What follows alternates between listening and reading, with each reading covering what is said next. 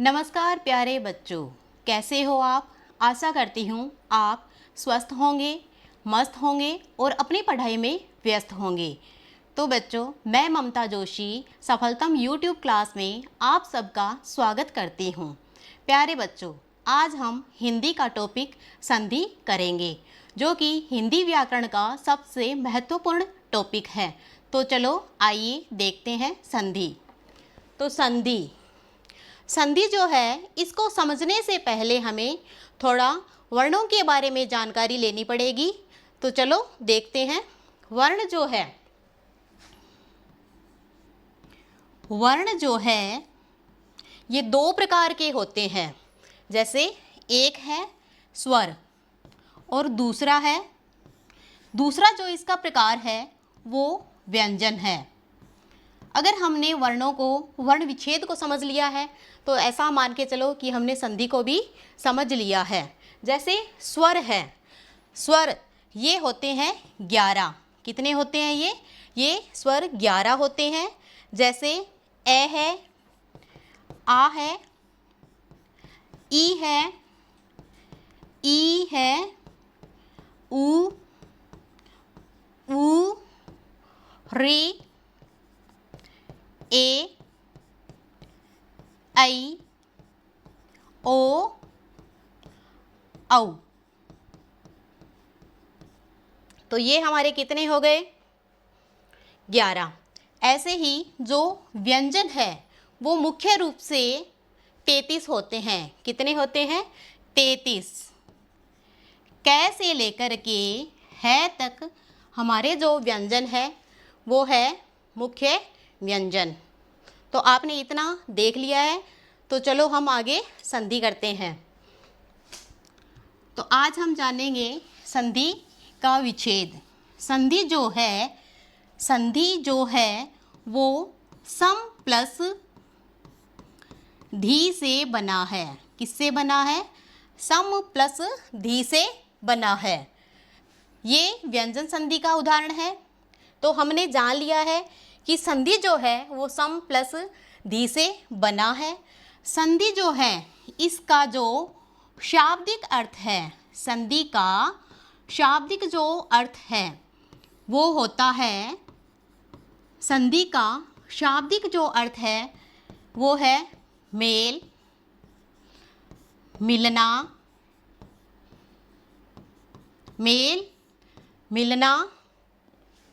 समझौता,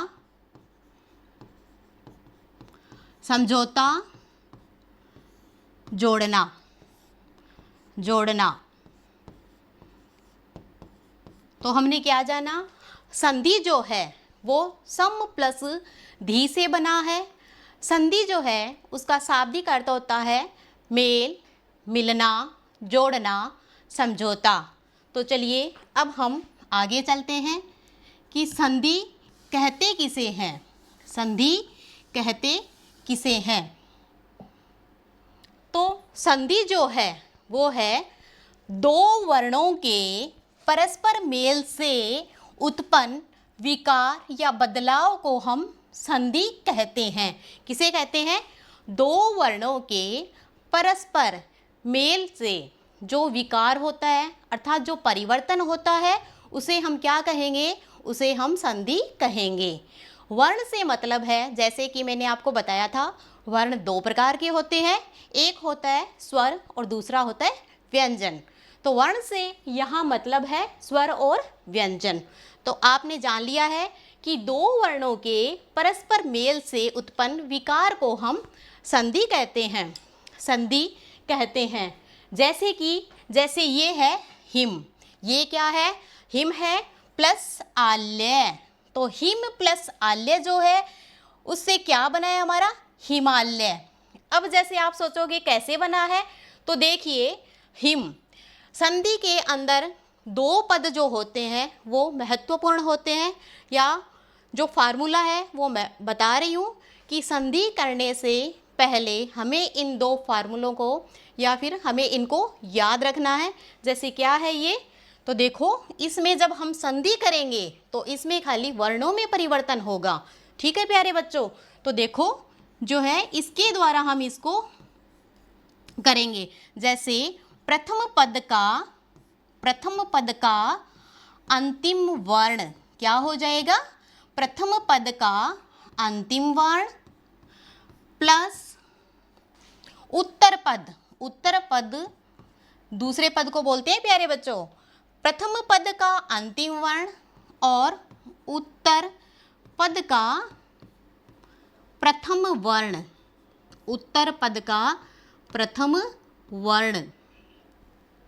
तो देखिए हिम प्लस आल्य, हमारे पास ये दो पद है। कितने पद है हमारे पास? दो पद है।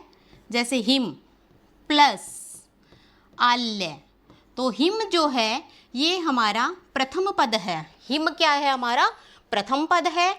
आल्य हमारा दूसरा पद है, या फिर हम इसको उत्तर पद भी बोल सकते हैं। तो देखिए हिम जो शब्द है उसमें म जो है ये क्या है? प्रथम पद का अंतिम वर्ण है।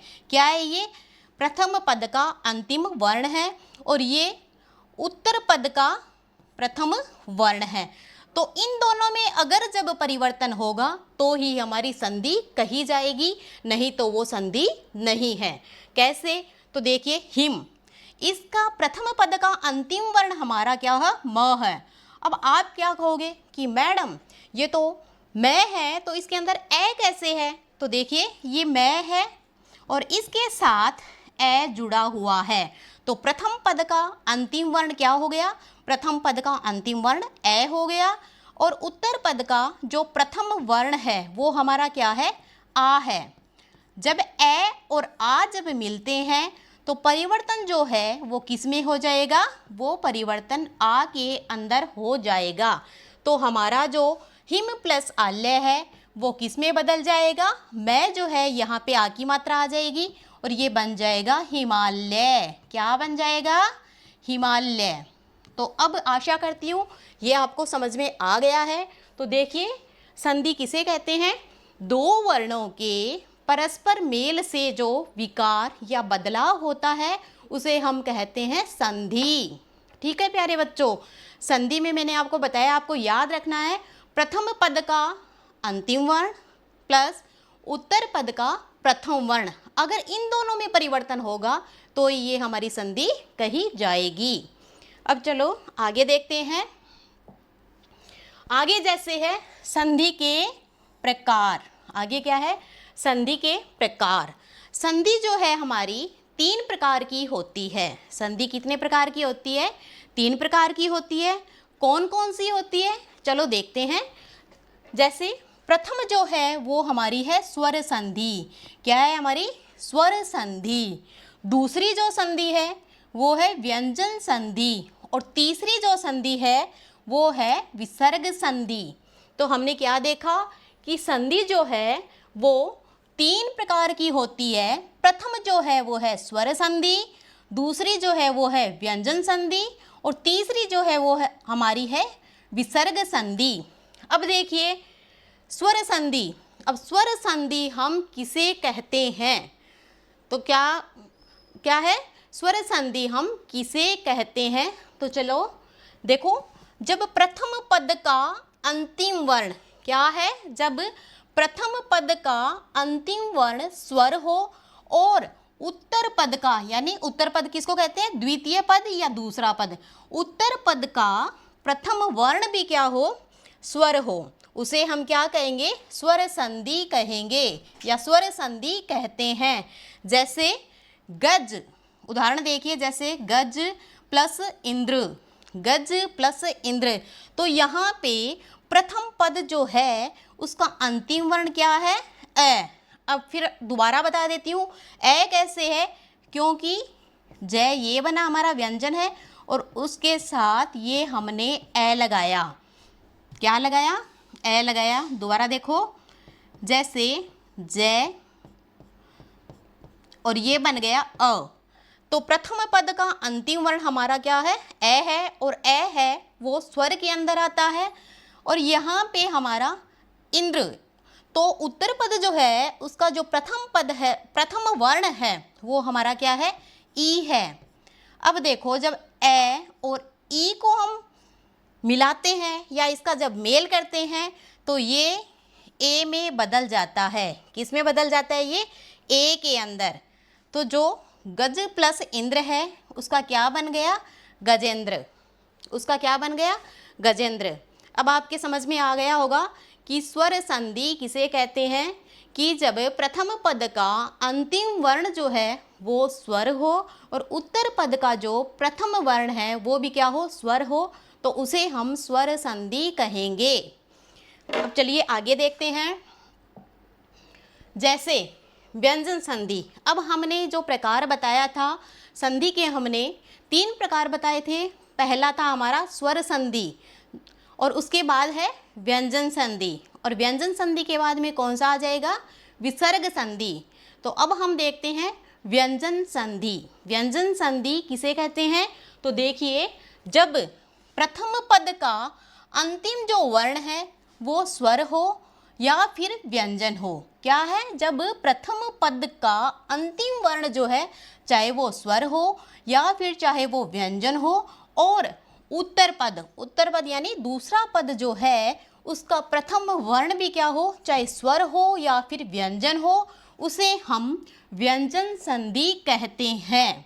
जैसे उदाहरण देखिए, जैसे दिक प्लस अंबर।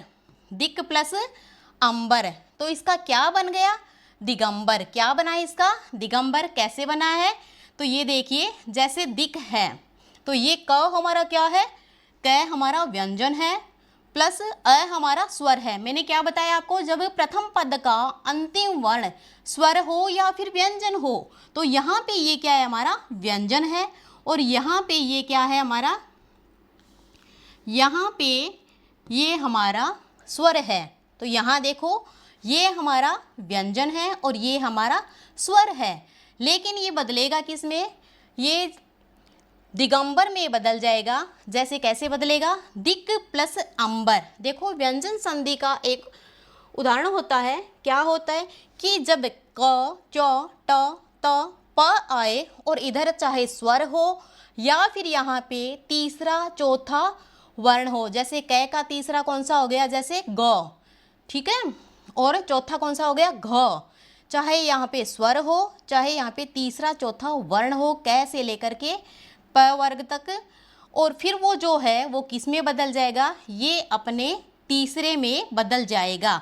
जैसे दिक प्लस अंबर, तो यहाँ पे स्वर है तो क जो है वो व्यंजन है, क वर्ग का क है ये, तो ये ग में बदल जाएगा। तो देखो ऐसे बदल जाएगा, दिक प्लस अंबर। तो ये क जो है वो ग में बदल जाएगा। किस में बदल जाएगा? प्रथम पद का अंतिम वर्ण। और ये यहाँ पे अंबर जो है ऐसा रहेगा। उसके बाद में ग, यहाँ पे ए है, ये तो पूर्ण हो जाएगा, तो इसका बन जाएगा दिगंबर। क्या बन जाएगा इसका? दिगंबर। ठीक है बच्चों। अब देखिए, जैसे हमने व्यंजन संधि के बारे में क्या देखा, जब क्या है प्रथम पद का अंतिम वर्ण है वो चाहे स्वर हो या फिर व्यंजन हो, इसी प्रकार से उत्तर पद का प्रथम पद चाहे स्वर हो या व्यंजन हो, वो किस में चला जाता है? उसे हम व्यंजन संधि कहते हैं। चलिए आगे देखते हैं। आगे है हमारी तीसरी संधि। हमने 2 संधियों के बारे में, संधि के जो प्रकार हैं उनके बारे में देखा है। पहली हमारी थी स्वर संधि, दूसरी हमारी थी व्यंजन संधि। अब हमारी तीसरी जो संधि है या फिर तीसरी संधि का जो प्रकार है हमारा, वो है हमारा विसर्ग संधि। कौन सी संधि है? विसर्ग संधि। तो चलिए देखते हैं। विसर्ग संधि यानी जब प्रथम पद का अंतिम वर्ण जो है विसर्ग हो।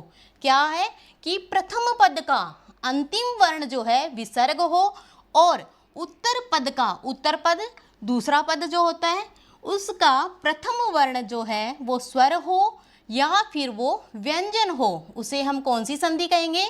उसे विसर्ग संधि कहते हैं। ठीक है प्यारे बच्चों। जैसे क्या है, नमः, नमः है प्लस ते, नमः है प्लस ते, तो इसमें जो विसर्ग है वो किसके अंदर बदल जाता है? से के अंदर। किस में बदल जाता है? से के अंदर। तो इसका बन जाएगा नमस्ते।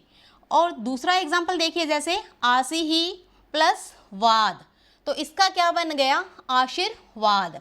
जैसे यहाँ पे क्या है, विसर्ग के बाद में अगर क्या आता है, वह आता है, ठीक है, क्या आता है, वह आ जाए, यह आ जाए या फिर है आ जाए, तो वो किस में बदल जाएगा, विसर्ग जो है वो रे के अंदर बदल जाएगा। दोबारा देखो, आसे ही प्लस वाद, तो यहाँ पे क्या आया है भाई, विसर्ग है, और विसर्ग के बाद में अगर यह आ जाए, वह आ जाए, है आ जाए, तो विसर्ग जो है वो आधे रे के अंदर बदल जाएगा। तो देखिए, ये बदलने के बाद जो विसर्ग है वो कहाँ पे लग गया, व के ऊपर, यानी क्या बन गया, आशीर्वाद। क्या बन गया, ये आशीर्वाद। ठीक है प्यारे बच्चों, तो अब जो विसर्ग संधि है वो भी आपके समझ में आ गई होगी। अगर ये संधि आपको आती है, समझ में आई है, तो प्लीज़ आप चैनल को लाइक कीजिए, सब्सक्राइब कीजिए और शेयर कीजिए। तो चलो आगे हम देखते हैं। देखो, जो संधि के मैंने आपको 3 प्रकार बताए थे, कौन कौन से प्रकार बताए थे, जैसे स्वर संधि, दूसरी थी हमारी व्यंजन संधि, और तीसरी संधि हमारी थी, या संधि का जो प्रकार था वो था हमारा विसर्ग संधि का। तो अगर इसको याद रखने का देखो एक आसान सा तरीका है, क्या है वो देखिए, जैसे क्या है, स्वर संधि। अब स्वर संधि है, उसमें क्या है, प्रथम पद का अंतिम वर्ण जो है वो स्वर होना चाहिए। क्या होना चाहिए, वो स्वर होना चाहिए। क्या होना चाहिए, स्वर होना चाहिए। प्रथम पद का अंतिम वर्ण स्वर हो और उत्तर पद का प्रथम जो वर्ण है वो भी स्वर हो, तो हमारी क्या हो जाएगी, वो स्वर संधि हो जाएगी। इसी प्रकार से व्यंजन संधि जो है उसका क्या है, फार्मूला देखिए, स्वर के बाद यानी प्रथम पद का जो अंतिम वर्ण है वो क्या हो, स्वर हो, और उत्तर पद का प्रथम वर्ण जो है वो व्यंजन हो, तो वो कौन सी संधि होती है, वो व्यंजन संधि होती है। दूसरा देखो, अगर प्रथम पद का अंतिम वर्ण जो है वो क्या है, व्यंजन हो, या फिर क्या है, उत्तर पद जो है उसका प्रथम जो वर्ण है वो स्वर हो, तो भी वो कौन सी संधि होती है, व्यंजन संधि होती है। इसी प्रकार से इसका तीसरा देखिए, अगर प्रथम पद का अंतिम वर्ण व्यंजन हो और उत्तर पद का प्रथम वर्ण भी जो है वो क्या हो, व्यंजन हो, तो वो कौन सी संधि है, व्यंजन संधि। अब आगे देखिए विसर्ग संधि। तो देखिए विसर्ग संधि में क्या है कि प्रथम पद का अंतिम वर्ण है वो क्या हो, विसर्ग हो, और फिर क्या है, उत्तर पद का प्रथम वर्ण क्या हो, स्वर हो, तो वो कौन सी संधि होगी, विसर्ग संधि होगी। इसी प्रकार से ये जो विसर्ग संधि है, देखिए कि प्रथम पद का अंतिम वर्ण विसर्ग हो और उत्तर पद का प्रथम जो वर्ण है वो व्यंजन हो, वो भी हमारी क्या कही जाएगी, विसर्ग संधि। एक बात आपको ध्यान में रखनी है कि विसर्ग जो संधि होती है वो क्या है, पहले ही आ जाती है, वो किसी शब्द के बाद आती है। क्या आती है, वो किसी शब्द के बाद आती है। जैसे ये देखिए, आशी ही प्लस वाद, ठीक है, तो क्या बना इसका, आशीर्वाद। क्या बना इसका, आशीर्वाद। तो देखिए कैसे आती है, विसर्ग जो है वो कभी भी यहाँ पे नहीं लगेगा। आपको ये बात ध्यान में रखनी है, विसर्ग कभी भी पहले नहीं लगेगा। तो देखिए यहाँ पे इसके बाद लगा है, यहाँ पे कभी नहीं लगेगा। तो अब आशा करती हूँ आपको ये समझ में आ गया होगा कि स्वर प्लस स्वर हो तो वो स्वर संधि होती है, स्वर के बाद में व्यंजन आए तो वो व्यंजन संधि होती है, व्यंजन प्लस स्वर आए तो भी वो व्यंजन संधि होती है, व्यंजन प्लस व्यंजन आए वो भी व्यंजन संधि है, विसर्ग प्लस स्वर आए तो वो भी विसर्ग संधि है, विसर्ग प्लस व्यंजन आए तो वो भी विसर्ग संधि है। इसका आप स्क्रीनशॉट ले सकते हैं। तो चलिए आगे देखते हैं। आगे जैसे क्या है, स्वर संधि के प्रकार। जैसे कि हमने देखा था, संधि पढ़ी हमने, संधि के प्रकारों के बारे में जाना। तो संधि के जो प्रकार थे वो 3 प्रकार थे। पहली जो थी वो थी संधि, स्वर संधि, दूसरी जो थी वो थी व्यंजन संधि और तीसरी जो थी वो थी विसर्ग संधि। तो अब जो हमारी संधि के प्रकारों में सबसे जो महत्वपूर्ण है स्वर संधि, उसके जो प्रकार है उन प्रकारों के बारे में हम जानेंगे। तो देखिए, जैसे स्वर संधि के प्रकार। अब देखिए, स्वर संधि जो होती है उसके प्रकार या भेद जो होते हैं वो 5 होते हैं। कितने होते हैं? वो 5 होते हैं। जैसे सबसे पहले वाला जो है वो है दीर्घ स्वर संधि। कौन सा है वो? दीर्घ स्वर संधि।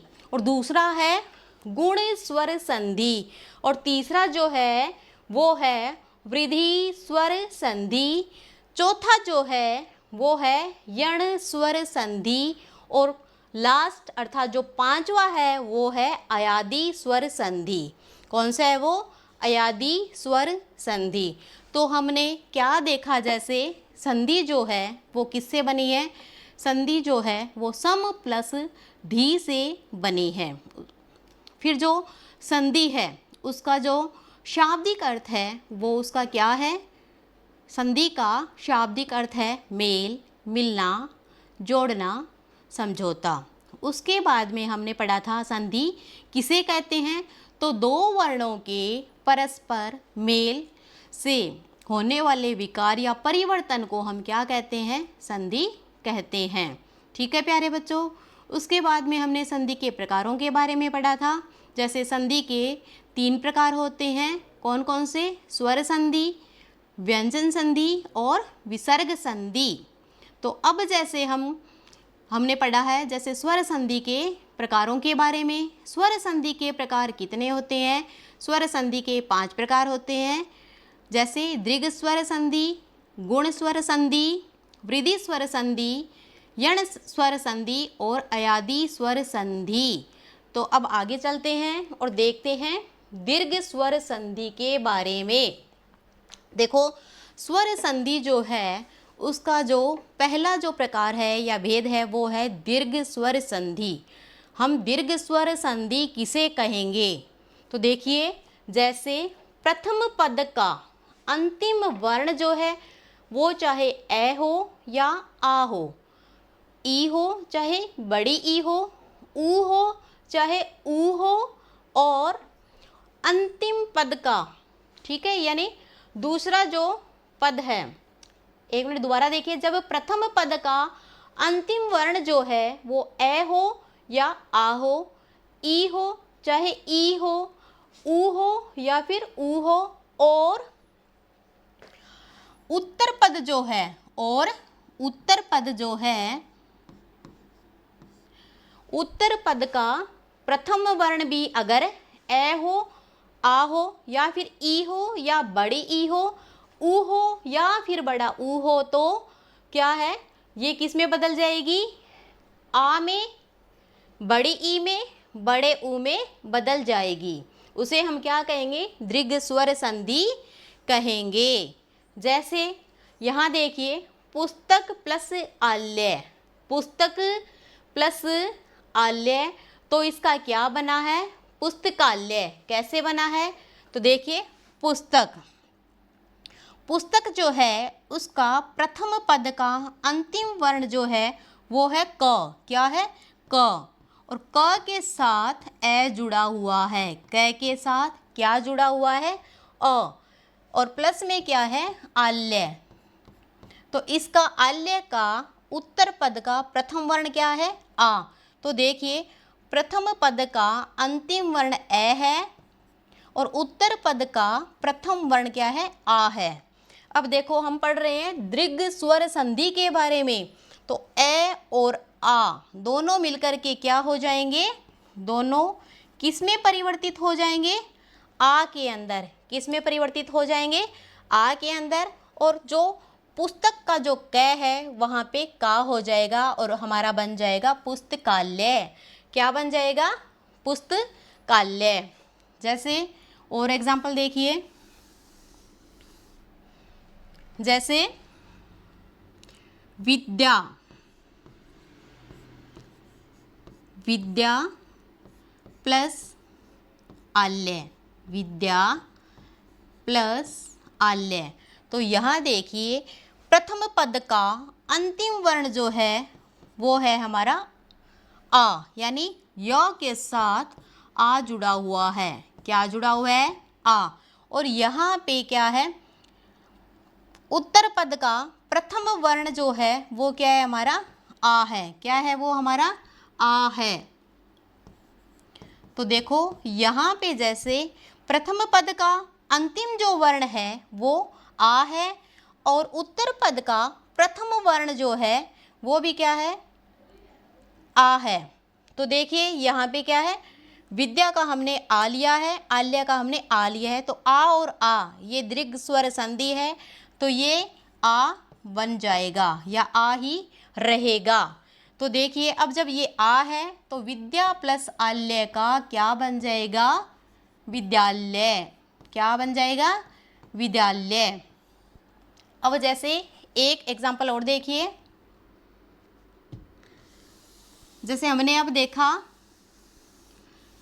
पुस्तकालय के बारे में, विद्यालय के बारे में, तो अब यहाँ देखिए जैसे ये है रवि। क्या है ये? ये है हमारा रवि। रवि प्लस इंद्र। रवि प्लस इंद्र। तो यहाँ देखिए प्रथम पद का अंतिम वर्ण जो है, प्रथम पद का अंतिम वर्ण हमारा क्या है भाई? ई है, क्योंकि ये किसके साथ जुड़ा हुआ है? ये व के साथ जुड़ा हुआ है। जैसे और यहाँ पे उत्तर पद का प्रथम वर्ण जो है वो भी क्या है? ई है। तो ई और ई ये जब इन दोनों का जब मेल होगा तो ये दीर्घ ई में चली जाएगी। किस में चली जाएगी? दीर्घ ई के अंदर चली जाएगी और हमारा बन जाएगा रविंद्र। क्या बन जाएगा? रविंद्र। अब आपके समझ में आ गया होगा। अब आगे एक और उदाहरण देखिए इसका। जैसे यहाँ देखिए जैसे ये है, जैसे भानु। क्या है? भानु। प्लस में हमने लिया है उदय। भानु प्लस उदय। जैसे यहाँ पे प्रथम पद का जो अंतिम वर्ण है वो क्या है हमारा? उ। क्या है? उ है। जैसे प्रथम पद का अंतिम वर्ण क्या आया है? उ आया है। और उत्तर पद का प्रथम वर्ण भी क्या आया है हमारा? उ आया है। क्या आया है? उ। अब देखिए उ और ये उ मिल करके किस में बदल जाएंगे? बड़े उ के अंदर। और फिर भानु प्लस उदय का क्या हो जाएगा? भानुदय। क्या हो जाएगा? भानुदय। अब मैं आशा करती हूँ आपको दीर्घ स्वर संधि भी समझ में आ गई होगी। ठीक है प्यारे बच्चों, आपको ये संधि जो पढ़ाने का तरीका है वो कैसे लगा? आशा करती हूँ अच्छा ही लगा होगा। तो प्लीज़ आप चैनल को सब्सक्राइब कीजिए, लाइक कीजिए और शेयर कीजिए। धन्यवाद।